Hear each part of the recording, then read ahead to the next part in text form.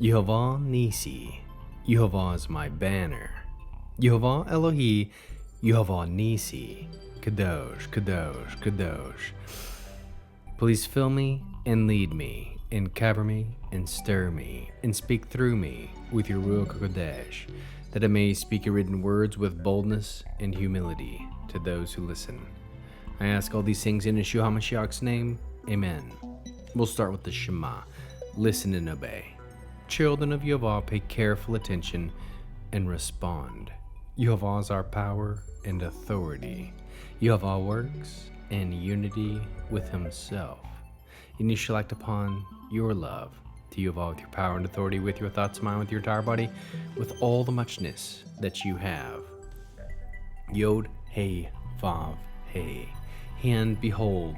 Nail, behold. Ezra chapter 3. When the 7th month arrived, after the people of Israel had resettled in the towns, the people gathered with one accord in Jerusalem.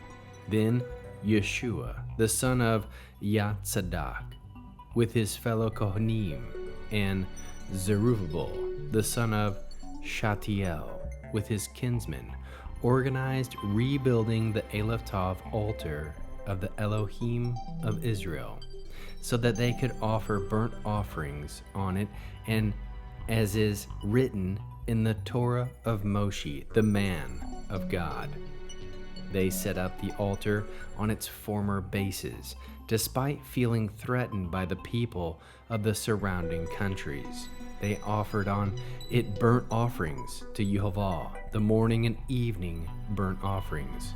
They offered the Aleph Tav festival of Sukkot, as written, offering daily the number of burnt offerings prescribed for each day, and afterwards the regular burnt offerings and the offerings of Rosh Hodesh, and those for all the designated times set apart for Yehovah, as well as those of everyone who volunteered a voluntary offering to Yehovah.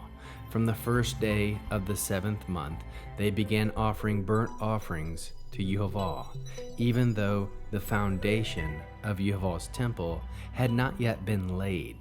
They also gave money for the stoneworkers and carpenters, as well as food, drink, and olive oil for the people of Zidon and Zor, bringing cedar logs from the Lebanon to the sea and on to Yaffo, in accordance with the authorization granted by Koresh, king of Persia. In the 2nd year after their arrival at the house of God in Jerusalem, on the 2nd month, Zerubbabel, the son of Shatiel, Yeshua, the son of Yatzadak, the rest of their kinsmen, the Kohanim, and Aleph Tav Levaim, and all who had come out of exile to Jerusalem, began the project. They appointed the Levaim aged 20 and up to direct work in the house of Yehovah. Yeshua and his sons and brothers, Kadmiel and his sons, and Yehuda's sons, together directed the workers in the house of God. Also the sons of Henadad, with their sons, and their kinsmen the Levaim. When the builders laid the foundation of the temple of Yehovah, the Kohanim in their robes, and with trumpets, and the Levaim, the sons of Asaph, with cymbals, took their places to praise Aleph Tav Yehovah, as David king of Israel had instructed. They sang antiphonally praising and giving thanks.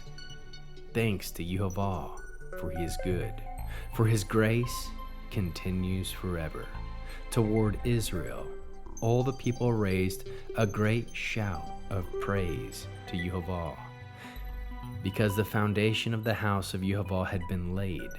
But many of the Kohanim, Levaim, and the heads of the fathers' clans, the old men who had seen the first Aleph Tav house standing on its foundation, wept aloud when they saw this house, while others shouted aloud for joy, so that the people couldn't distinguish the noise of the joyful shouting from the noise of the people's weeping. for the people were shouting so loudly that the noise could be heard at a great distance. How can we love our Creator after reading this fascinating third chapter of Ezra? We can love Yehovah by reestablishing worship as your first response. Love Yehovah by building sacred rhythms into your life. Love Yehovah by offering praise even when foundations are incomplete. How can we love our neighbors as Yeshua loves us and as we love ourselves? Celebrate others' spiritual milestones without comparison or jealousy, even if yours looks different. How can we bear one another's burdens by mourning with those who weep and rejoicing with those who celebrate, knowing both reactions are part of restoration? What are the top 3 fruits of the Spirit found? 1. Joy. Shouts of praise rose up even before the temple was finished. 2. Peace. Shalom. Worship returned despite surrounding fear and unfinished walls. 3. Self-control.